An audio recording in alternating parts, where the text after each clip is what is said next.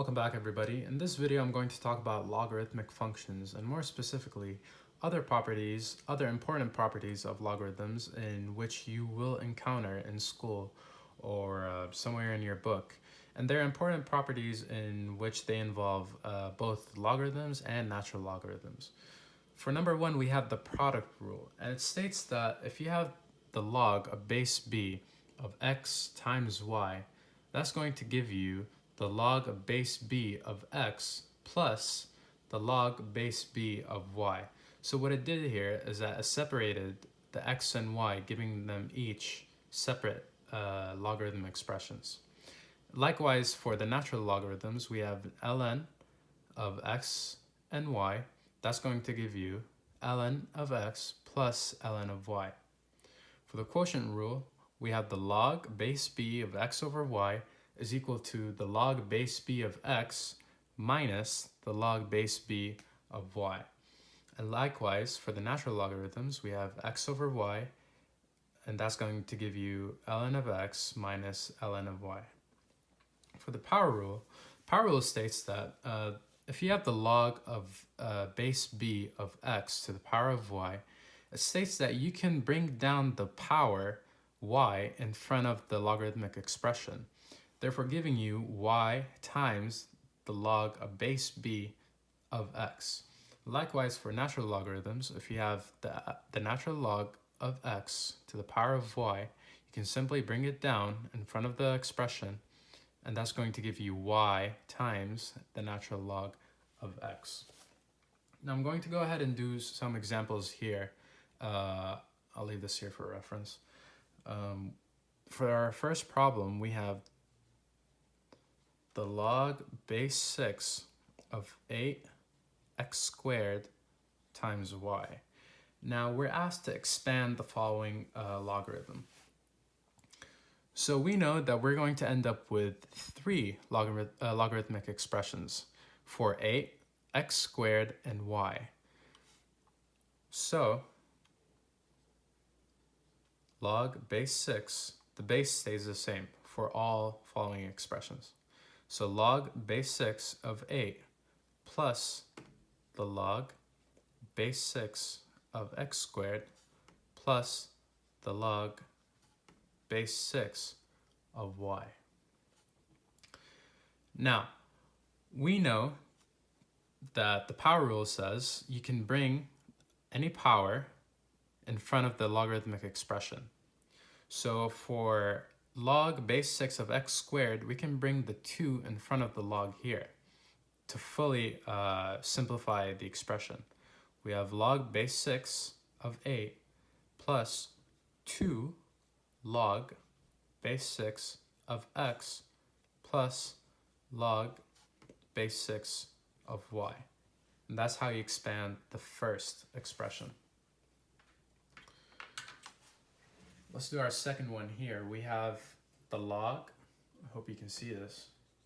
We have the log base 5 of 2x to the power of 6 times y to the power of negative 5.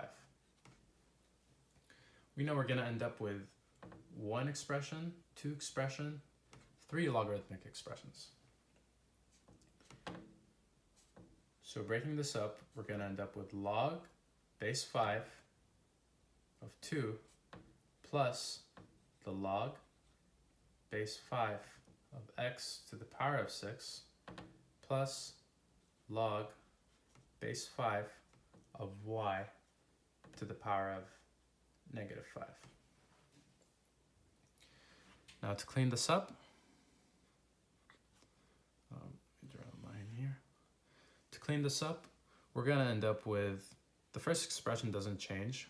We have log base 5 of 2 plus, now we have a power here. We can bring this down in front of the logarithmic expression. We're going to end up with 6 log base 5 of x. And we have another power here, but it's a negative. So instead of putting plus here, we'll just put a minus.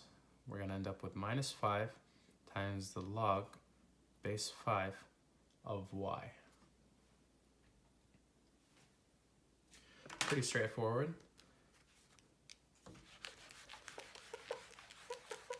Let's look at a couple more examples.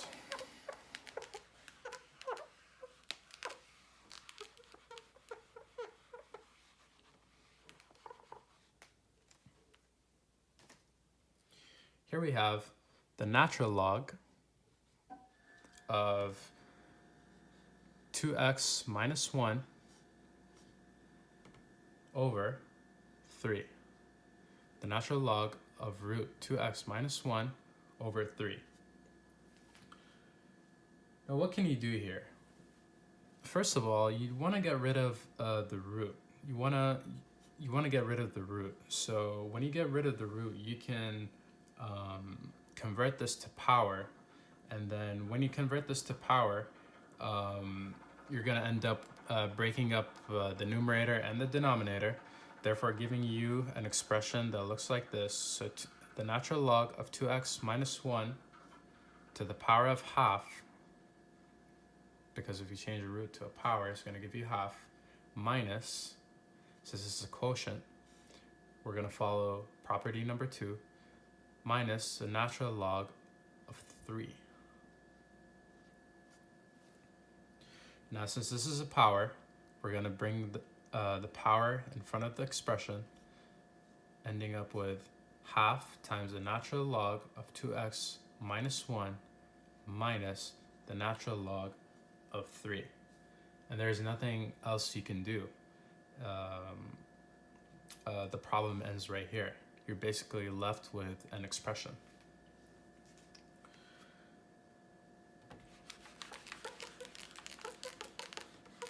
One more problem.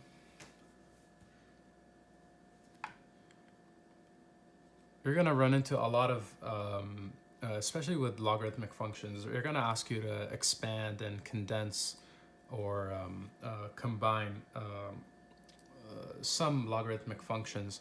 So you got to be careful with your algebra here. It's very important that you do. So we have the natural log of x times the square root of y squared over z.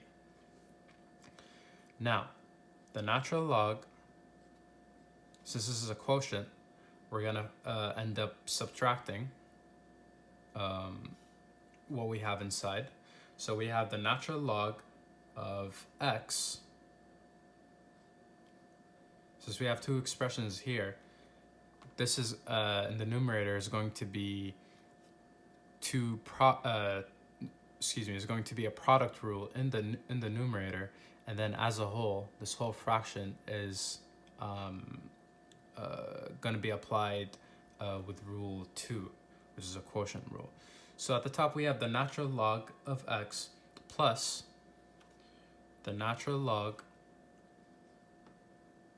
of root y squared minus the natural log of z, which is what we have right here. Now, there's nothing you can do here with the first expression. You have the natural log of x plus, now root y squared is just y because, well, any number really. Let's say you have x squared, root x squared. If root is half, that's just 1. So basically x to the power of 1. So we won't write that. However, we will assume that is just the natural log of y minus the natural log of z. And you ended up with another expression.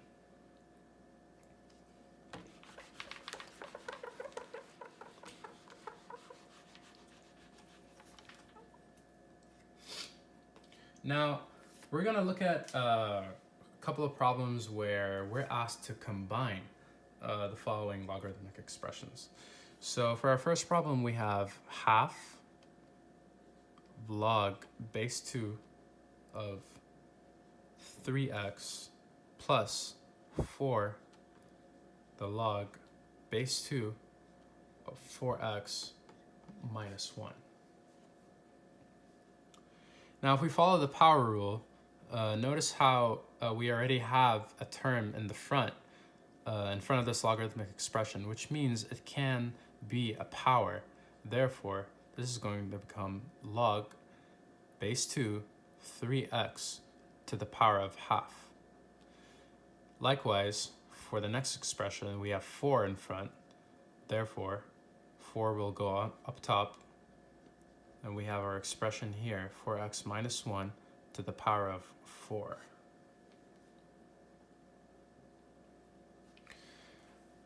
Finally, since this is an additive property, we have the same base, we can combine what's inside.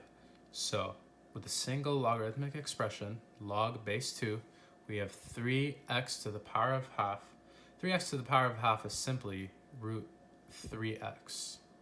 So I'll just leave that here. Then we have 4x minus 1 to the power of 4. We can just go ahead and write this right next to it to implicate that this is a multiplication property. And therefore, you have combined your first logarithmic expression. Let's look at another one. Here we have half log base 8 of x plus half log base 8 of y. Since we have half here and half here, the halves are going to go up top. Abiding the power rule, we have log base 8 x to the power of half plus log base 8 of y to the power of half. I don't know if you can see this. Let me erase this right here. We have log base 8 of x to the power of half plus log base 8 of y to the power of half. Since we have the same base, we can just combine those two expressions into a single logarithm, same base. Then we have x to the power of half times y to the power of half. X to the power of half and y to the power of half are both roots. So if you want to simplify even further, you can just write this expression right here, which means that this is equal to, let me move the camera a little bit, which means that this is equal to log base 8 of x times y. And that's your final answer. Thanks for watching, everybody. I hope you were able to understand. This can be a difficult topic, but it really is fairly easy. The more you practice, the better you'll become. Just make sure to be aware of your algebra, and make sure to have those properties, those logarithmic properties, both natural logarithms and just regular logarithms memorized. And be careful with your algebra, really. The powers here, the halves, you know how they can switch to roots. It's just very important to keep all this in mind, just to be careful and to like avoid mistakes as much as you can.